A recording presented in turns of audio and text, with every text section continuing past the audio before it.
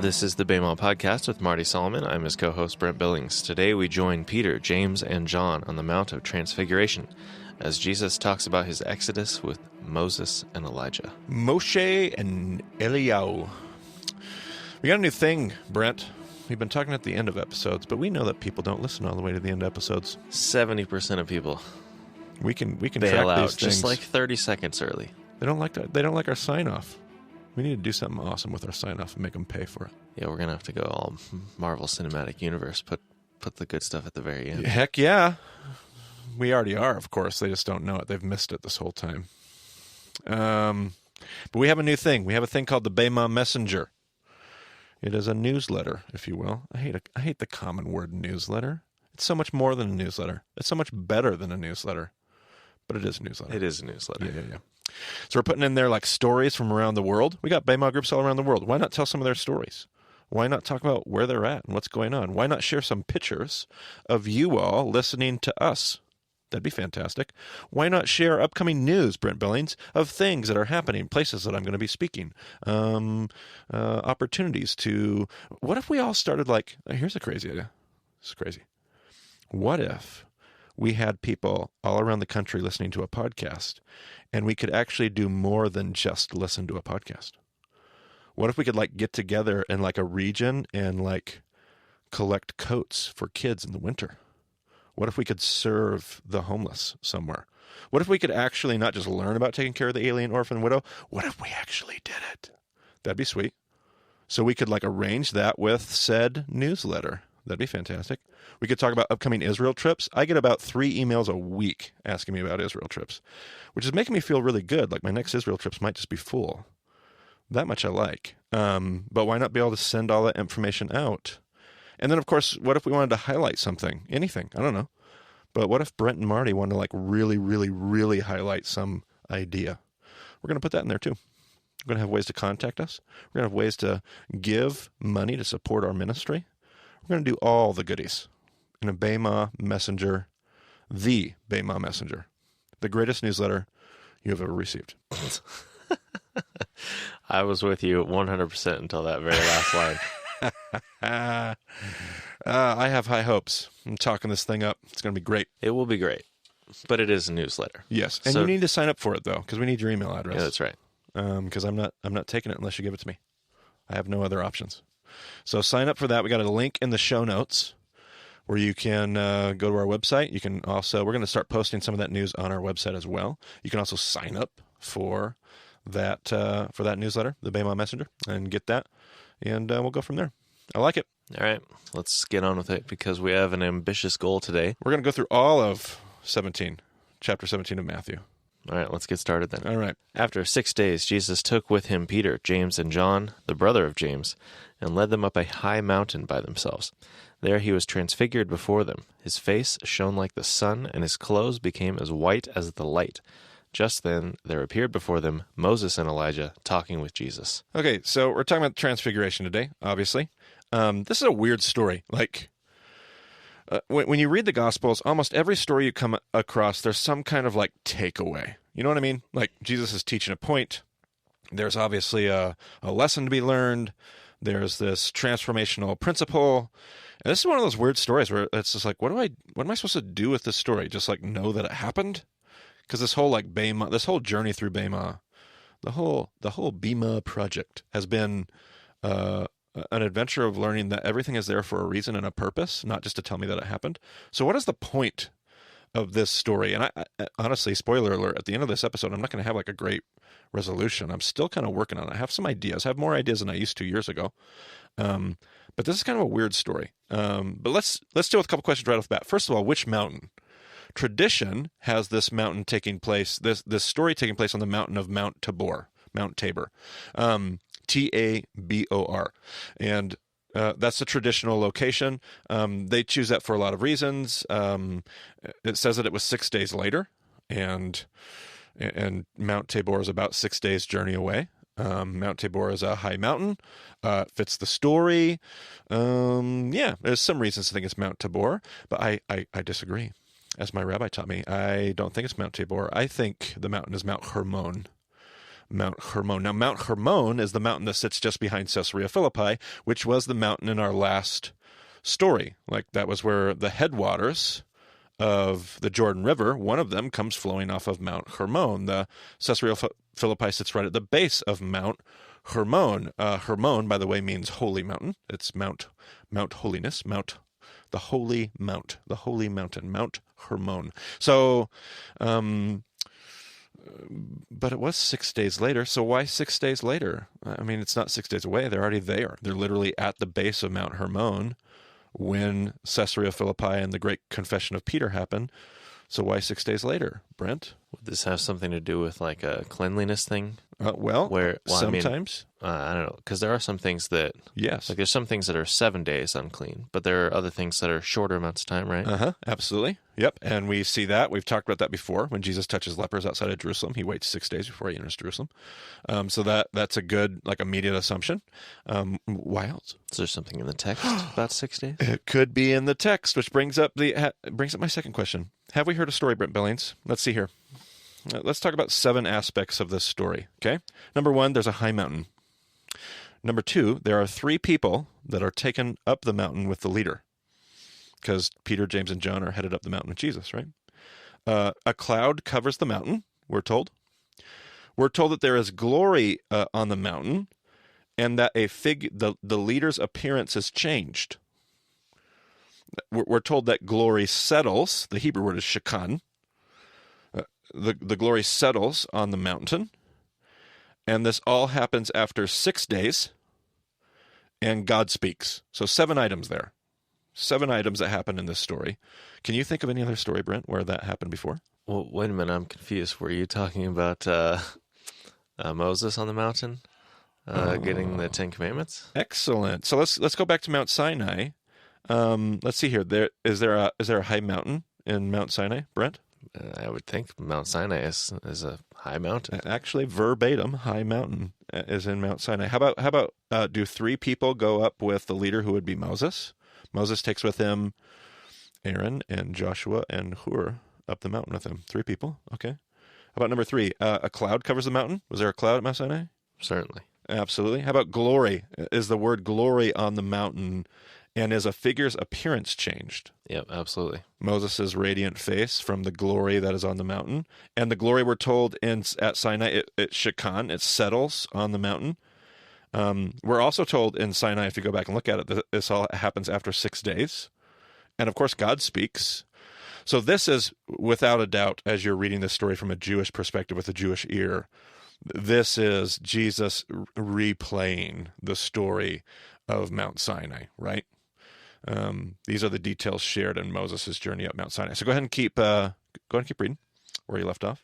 Peter said to Jesus, "Lord, it is good for us to be here. If you wish, I will put up 3 shelters. One for you, one for Moses, and one for Elijah." Absolutely. Here's Peter jumping in, right? And this is where we take the opportunity to butcher Peter, dumb Peter, stupid Peter, always jumping in there and saying stupid things without thinking. Stupid Peter. Can't believe how many times I've heard that, right? Lesson after lesson, sermon after sermon, we talk about how Peter, the bumbling idiot, doesn't know what to say, and so he just blurts out idiotic nonsense. But of course, maybe that's not at all what's happening here. Ironically, maybe Peter knows his text better than we do. Because what happens after Sinai, Brent? What's the next thing that happens in the Exodus story? Is it the golden calf? Well, that kind of happens in the middle. All right. But what's the next big movement of the book of Exodus? They get the lot at Sinai. It's like they build the tabernacle. Oh, wait. So what does Peter want to do? Okay. He wants to build some shelters. He wants to build, and the literal word is tabernacles. I want to build some tabernacles. Yeah. Of course you do, Peter. It's what happens next in the story.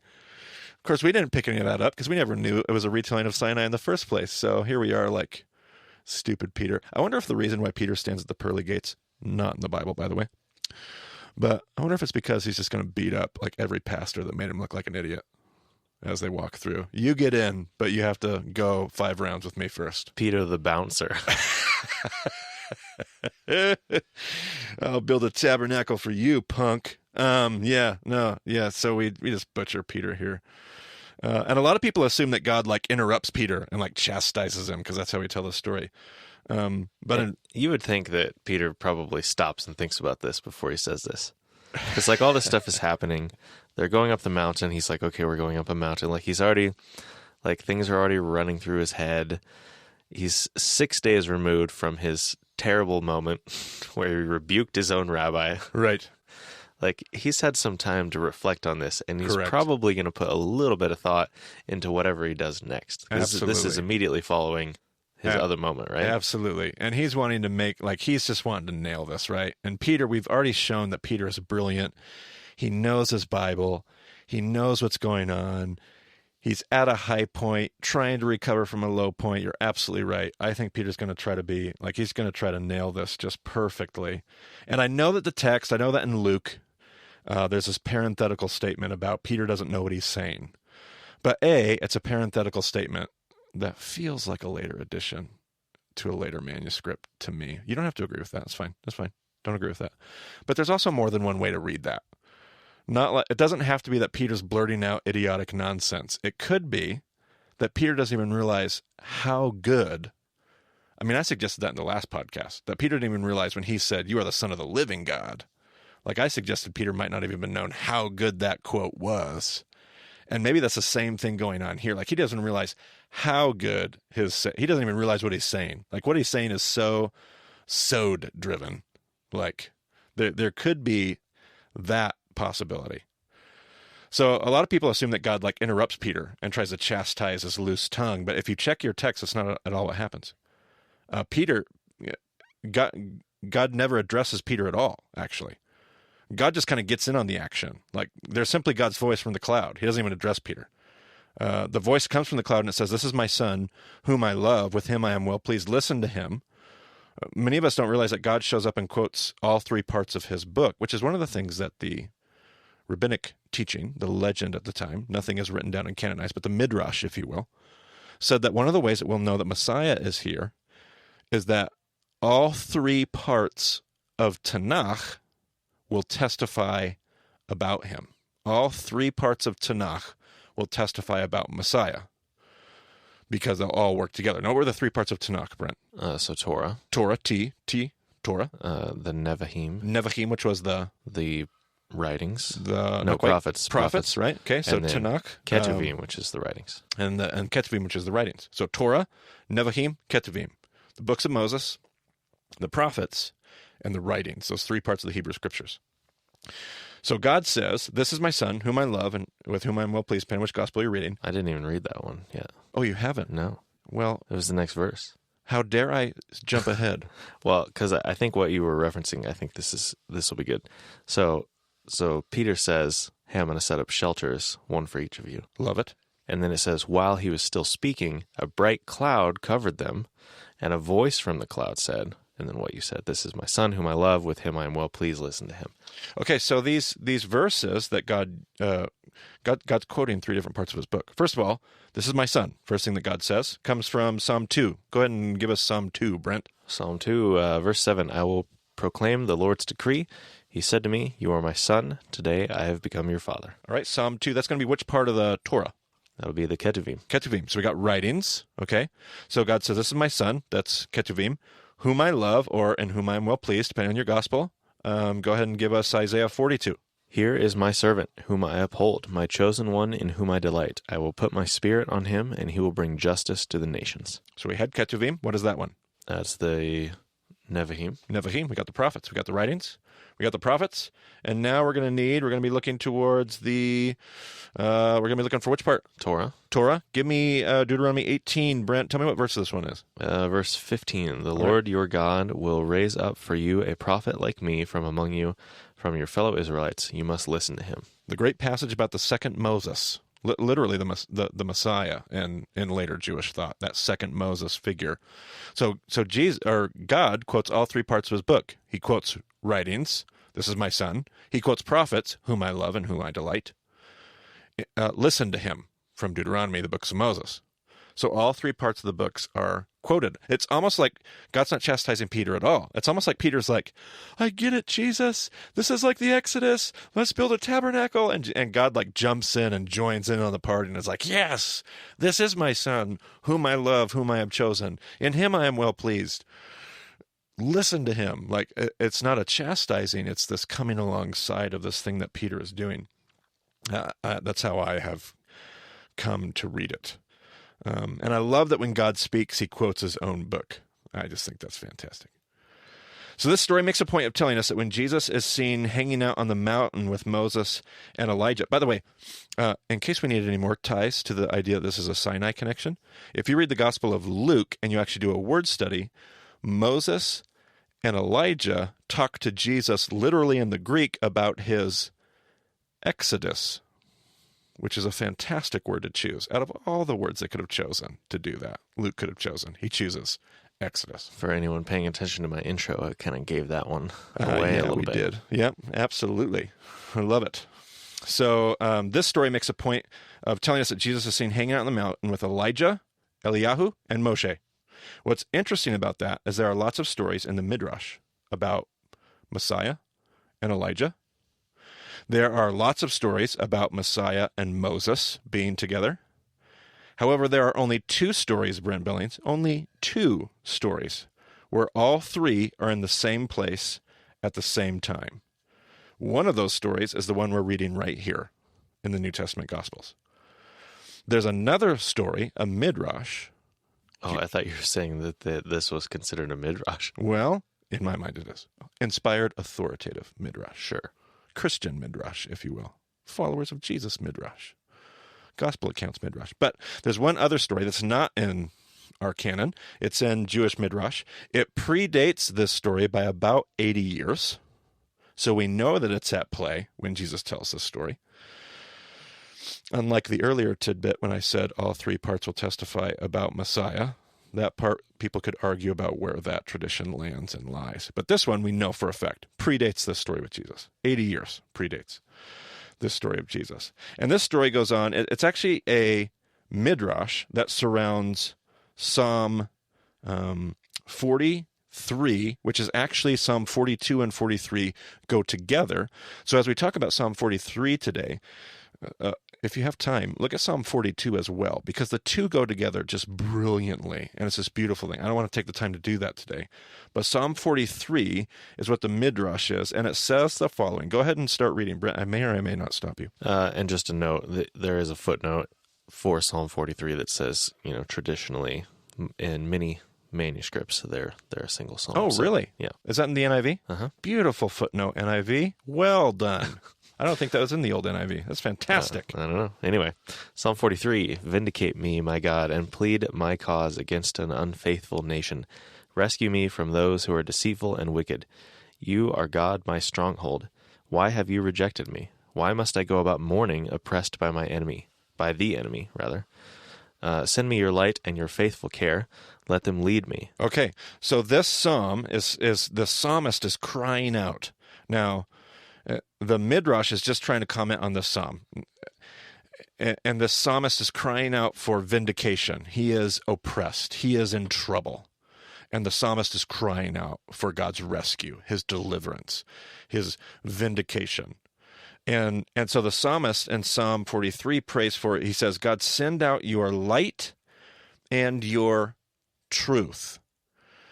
Now, the Midrash goes on to say, well, we know who the truth was. Like the truth, who was super passionate about the truth, Brent? Like somebody in the Old Testament. What Old Testament character was like fiery, chutzpah, truth boy? Elijah, it seems like. Elijah. By the way, who was the one that gave us truth? Is this a trick question? Not the New Testament version, the Old Testament version. Who gave us truth? Well, I guess Moses giving Torah. Moses giving Torah. That's truth. Right? So in this Midrash, it says, well, we know who truth is. Truth is Moses. Truth is Elijah. These are the characters we're looking for in this Messianic age. We're looking for the second Moses, and we're looking for that coming of Elijah, right? So when the psalmist cries out for truth, what the psalmist is really crying out for is this deliverance. But the psalmist also cries out for what, Brent? Not just truth, but What is this? Send me your light and your faithful care. oh, is that what it says in your translation? Yeah. Okay, so the word for faithfulness is truth, Okay. matai there. So And then it says, let them lead me. okay, so asking for light, you read, right? Asking for light and for truth. And Moses and Elijah, we said, represented which part? The truth. The truth. So we also need the light. Well, we read Isaiah. Isaiah will go on to say that Messiah, this Messiah character, the one whom I have chosen, the one in whom I delight, he will be a light. This servant will be a light to the nations. And so the Midrash of Psalm 43 says, you see, the light is Messiah, and the truth is Moses and Elijah. It's the only Midrash outside of the New Testament Gospels that puts Messiah, Moses, and Elijah in the same Midrash. The Midrash goes on to say, when you are in trouble, when you need vindication and deliverance, pray for Moses, pray for Elijah, and pray for Messiah. Pray for light, pray for truth. Pray for Moses, pray for Elijah, and pray for Messiah, which is awesome because that's the characters. But listen to the rest of Psalm 43, brothers and sisters. Go ahead, Brent. Let them bring me to your holy mountain, to the place where you dwell. Then I will go to the altar of God, to God my joy and my delight. Hold on. Let them bring me to your what? Holy mountain. Holy. What was the name of Mount Hermon? What did that mean? Holy mountain. Let them bring me to your holy mountain. To the what? To the place where you dwell. Where you shekan. This psalm, which is the only other midrash with the three characters together, is a perfect psalm for the Transfiguration story. Go ahead and finish it up. I will praise you with the lyre, O God, my God. Why, my soul, are you downcast? Why so disturbed within me? Put your hope in God, for I will yet praise him, my Savior and my God. By the way, when Peter writes, just one more little nail in the coffin for Mount Hermon as the proper location. When Peter writes later in his letters, 1st and 2nd Peter, I believe it's 1st Peter, Peter talks about how he was with James and John and Jesus on the holy mountain. I'm telling you, it's Mount Hermon. Tradition got it wrong this time. It's not Mount Tabor. It's Mount Hermon. Personal opinion, but a pretty darn good one. So, the psalmist cries out for deliverance. He pleads for God to send him his truth and his light. Why is the psalmist asking for that? The Midrash teaches that God's truth is seen in Moses, the giver of Torah, the prophet Elijah, who had great passion for the truth. Who is the light? The Midrash quotes Isaiah 42, the same one God quoted, and says that Messiah is the light of God that is sent forth. So the Midrash concludes, when you are in trouble, pray for Moses, pray for Elijah, and pray for Messiah. The next line of the psalm says these figures will lead the psalmist to God's holy mountain, the place where he dwells. The word for dwell is the same root word for tabernacle. Maybe Peter didn't realize what he was saying. Maybe Peter knew the Exodus part. Maybe Peter didn't even realize how brilliant he was in light of the Midrash. Or maybe he did. But holy cow, right?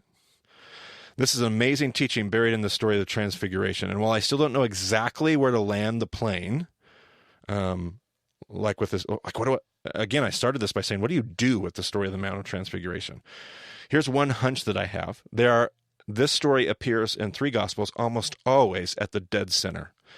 And yes, there are theories that say that at least one of the Gospels, if not more of them, are what, Brent, do you suppose? A chiasm. A chiasm. Now, if that's true, in one of the Gospels, this is the defining moment. And it could be true in Matthew. I keep trying to pull all these threads together, like the stuff we've talked about with the Bible Project and the 5 books. I keep trying to make it all make sense on so many layers, and it makes my brain hurt so hard. But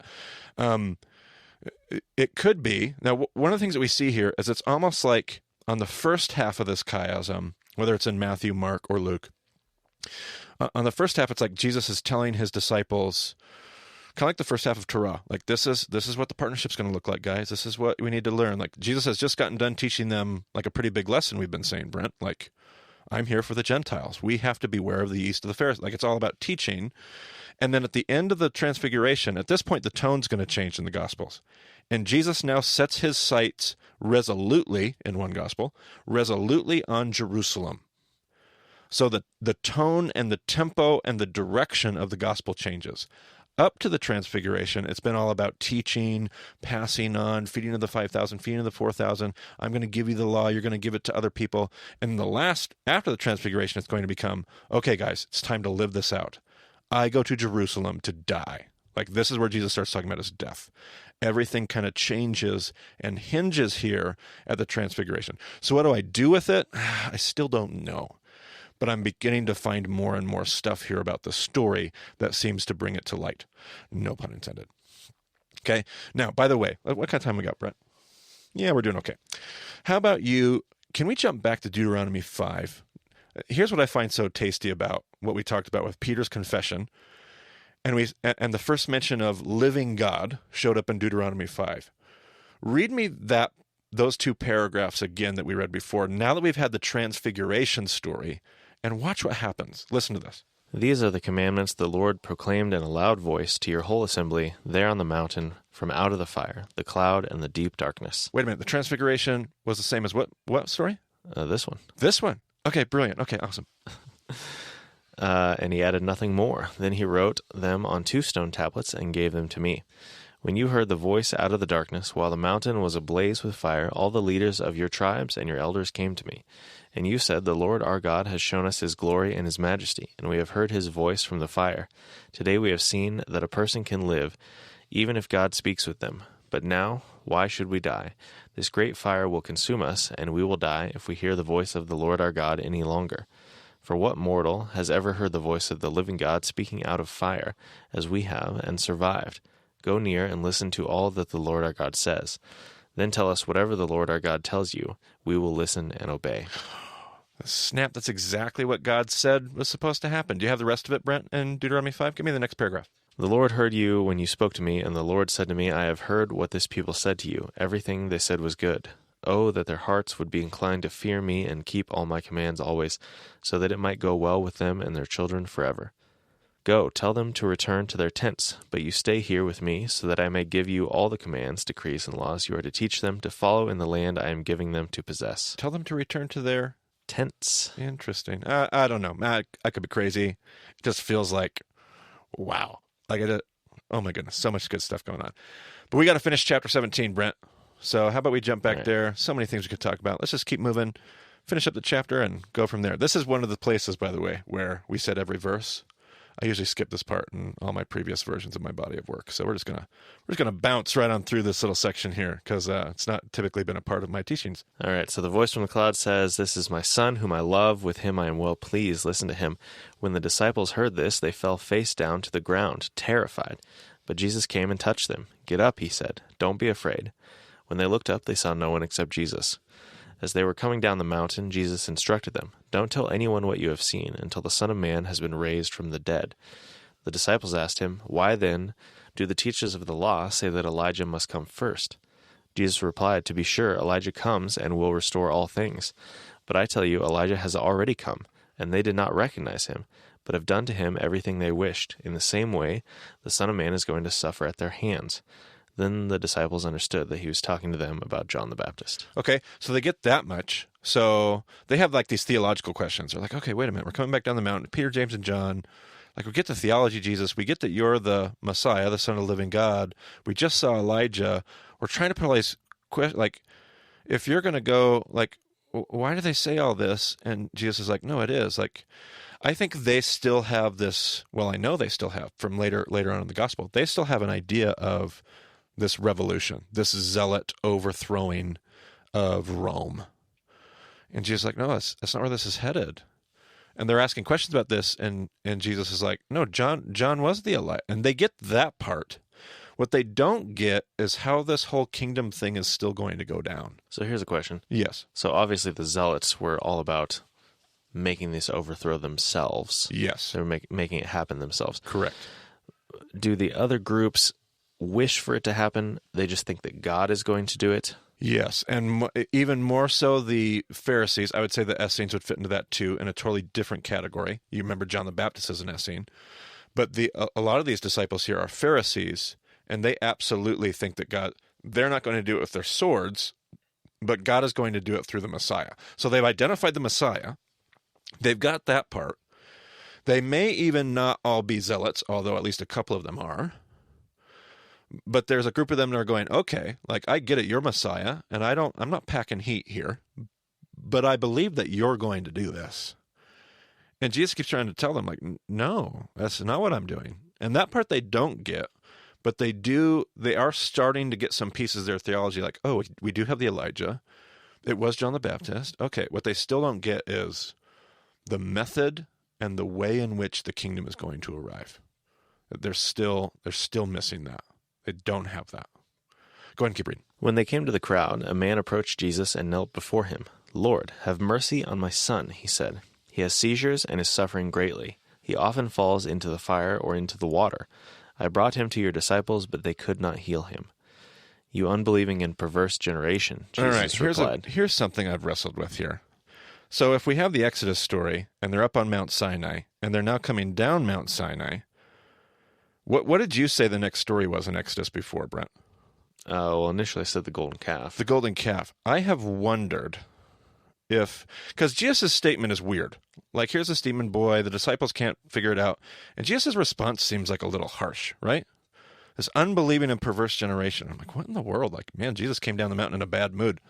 Like, he had a pretty good time with Moses and Elijah, and he's pretty sad to be back with the commoners, apparently. He's pretty angry here. He's pretty mean. His quote comes from the Song of Moses in Deuteronomy, "O wicked and perverse, crooked generation." That comes out of Deuteronomy, I believe, chapter 32, Song of Moses. So that's where the quote is coming from. I have wondered, especially with the idea that the boy is thrown into the fire and the water, what did they do with the golden calf, Brent? They put it in fire, they burned melted it in fire down, and put it in water and made people drink it. See, I don't know. I'm not making any huge conclusions here. I'm wrestling with that is there a remez here? Is this following the Sinai timeline? They come down and Jesus is pretty upset about something. Is this have some connection? Is there an idolatry piece taking place here? Is this what the disciples are wrestling with? They can't cast the demon out. Go ahead and keep reading. We'll see if we can. "How long shall I stay with you? How long shall I put up with you? Bring the boy here to me." Jesus rebuked the demon, and it came out of the boy, and he was healed at that moment. Then the disciples came to Jesus in private and asked, "Why couldn't we drive it out?" He replied, "Because you have so little faith. Truly I tell you, if you have faith as small as a mustard seed, you can say to this mountain, 'Move from here to there,' and it will move. Nothing will be impossible for you." See, I just wonder. And in another gospel, Jesus says, "Well, these kind of demons only come out with prayer and fasting," which is hard enough to get our head around. It almost feels formulaic, and we have to resist the urge to be Westerners and do that to that. But in another gospel, he says prayer and fasting. Like, that's what you need. You're trying to cast out the demon, but these demons only come out with prayer and fasting, which fasting is that idea connected with humility. Like, and in fact, if we want to, Brent, we can even, I did a sermon recently on fasting. Yes, we could link that in the show notes, and people could hear, if they're like, what, fasting's about humility? What are you talking about? Like, we can pull it up, because fasting is all about posture. And I wonder if what Jesus is saying here is, you can't cast out this demon because you're trying to use this demon casting out stuff as like I don't want to say a party trick. That's far too trivial, but this is about your position in the kingdom. You're trying to do this with authority. You're not trying to do this out of humility.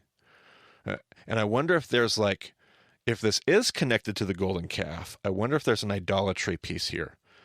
You're trying to do the wrong thing. You're trying to do it the wrong way. There's an idolatry of self. There's an idolatry of power. There's an idolatry of kingdom. And that's why you're not able to cast these demons out. What you need to do is have a servant's humility as you go about doing them. I don't know. Things I wrestle with. Hence why I don't do verse by verse through these stories. So let's keep moving. Let's see. When they came together in Galilee, he said to them, "The Son of Man is going to be delivered into the hands of men. They will kill him, and on the third day he will be raised to life." And the disciples were filled with grief. Pretty straightforward. He's still trying to get through to them. This is how this is the method. This is the way. This is what's going to happen. The disciples are just like, they don't get it. And we know from the end of the Gospels, they don't get it. All the way to the end. Until the very, very end, resurrection time. Until that moment, they just they miss it. Go ahead. After Jesus and his disciples arrived in Capernaum, the collectors of the 2 drachma temple tax came to Peter and asked, "Doesn't your teacher pay the temple tax?" Yes, he does, he replied. All right, so they get back to Capernaum, back in the triangle, right? And they come to him, and they're collecting the temple tax. Now, there's a lot of taxes in there, Dan. I don't know how much we've talked about this up to this point, but Jews in the first century world, especially under Herod the Great and his sons, scholars estimate you were taxed somewhere between 70 and 80, some even say as high as 85% of your income. Roman taxes took almost 50%, 50 to 60%. And then you had your tithe, which isn't a tax, so I should be careful the kind of language I use there. Not a tax, but you had your tithe, you had your 10% on top of 50 or 60 from Rome, on top of another 10%, which Herod had leveled against you to build his great Temple Mount, that big box, and that temple renovation that Herod was overseeing. That was all driven by a massive temple tax, 2 drachma. And so they come and they're like, hey, does your rabbi pay the tax? And I don't know what happens here, but Peter's just like, sure he does. Of course he does. And it doesn't say he goes in and asks Jesus, because Jesus is the first one to speak, we're going to be told in the next verse. Maybe they're back in the triangle. Peter's relaxed now. Yeah. He's like, okay, we're done with the Decapolis. We're done with the pan worship. Okay, all right, we're back home. Just like, oh, yeah, all right, cool. Yeah. We're feeling good now. And he's just made a commitment, because the rabbi, we have talked about this, the rabbi's commitment, according to Jewish tradition, the only commitment stronger, the only bond stronger in the Jewish world between a parent and a child is between who, Brent? A rabbi and a Talmud. A rabbi and a disciple, right? So what that meant is when a disciple actually begins to follow, comes under a rabbi to be an actual Talmud, that rabbi takes on the parents, like he takes on the support. He has to feed, he has to care for, he has to shelter, and he has to pay for things like taxes. The parents aren't doing that. The bond is stronger between, I picture the parents with a smirk on their face saying, well, the only bond stronger than the one I have with my child is the one that you have with him, so go ahead and pay his taxes for him. And so Peter has just made, when he says, yeah, my rabbi pays it, he's just kind of put the bill on his rabbi there, right? So go ahead and pick up where you left off. When Peter came into the house, Jesus was the first to speak. And I kind of picture this like, Peter's like, he's got one foot in the door. What do you think, Peter? I heard you talking out through the window. What do you think, Simon? He asked. From whom do the kings of the earth collect duty and taxes? From their own children or from others? All right. So Jesus' point is Herod supposed to be collecting a God tax? Like I understand the Romans collect taxes. That's how taxes work. But I wonder if this is coming from Jesus' interpretation of Torah, because Torah says you're not allowed to do this to your Israelite brother. You're allowed to do it to a foreigner. Go figure. You're allowed to charge interest or taxes or however you want to look at that according to Torah, but you're not allowed to do it. And I think Jesus is saying Herod's tax is not, for lack of a better phrase, a biblical tax. It goes against Torah. And I think he asked Peter that, and I think Peter goes, oh. So go ahead and pick up. So just as quickly as he responded to the collectors of the tax, Peter says, from others. Then the children are exempt, Jesus said to him. But so that we may not cause offense, go to the lake and throw out your line. Take the first fish you catch, open its mouth, and you will find a 4 drachma coin. Take it and give it to them for my tax and yours. Here's another reason why I don't do verse by verse, is I haven't figured out, and I'm sure I just haven't run across it yet. So some listener write me an email. Tell me what the remez is for that. There has to be a rem. That is such a weird thing. Oh, we need to pay taxes? Well, tell you what, Peter, go throw your line in out back. Grab the first fish you see, and we'll have a 4 drachma coin. Like, what? There has to be a remez to that. Like, that's just so ridiculous. There has to be something in the text. Has to be in the text. I haven't nailed it down yet, but it's got to be. Now, here is one last closing thought so we can be done with this podcast today. I think this is one spot where we have evidence of the age of Peter and the age of the other disciples. Because Jesus says he's paying the tax for how many people? Himself and Peter. So 2 people. What about the other 11 disciples? Because is Jesus responsible for them? Yeah.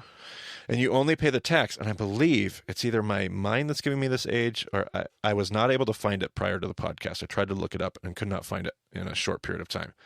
But the age at which you paid your taxes, I believe, started at 18. It wasn't any younger than 18. It was either 18 or it was 21. I cannot remember which one it was. And obviously, those are very significant numbers in our own culture, so I can't remember if it's getting twisted in my brain. But that means that Peter is apparently, because Jesus is responsible for all of his disciples, but if there's only two taxes, that means all the other disciples are younger than the tax age. And Peter, good indication that Peter is older than the tax age. So Peter's definitely the oldest. We would expect that. He might be older than 18, potentially even 21 if I'm getting my numbers screwed up. But the other disciples are all younger than whatever that age is. And I think there's a great indication there about, some people have really, that's such a mind-blowing thing when you learn it for the first time, the age of the disciples. Because we always show a bunch of 30, 40-year-old men hanging out with Jesus, which is just weird and culturally completely incorrect. So that's a brand new idea that a lot of people struggle to get used to. But this is one of those verses that gives us an indication that I think we're onto something there. That's all I got for you today, Brent. All right. Well, we packed in another bunch of stuff, so We're working to get to the end of session 3. Let's do this. hopefully the minds of the listeners are reeling, and they'll have some great thoughts and send them into us. Absolutely. You can find Marty on Twitter at Marty Solomon. I'm at EIBCB. And don't forget about the Bama Messenger newsletter. Go sign up for that. Hey, they've stopped listening by now. We should say something really awesome. Let's see. What's your middle name, Brent? Charles. All right, mine's Anthony. Is that good? I don't know. Is it good? I don't know. I don't know either. But now they know our middle names. And that is why you listen all the way to the end of the podcast. I guess. Yeah, you could take those middle names to the bank. All right. Thanks for joining us on the Bama Podcast. We'll talk to you again soon.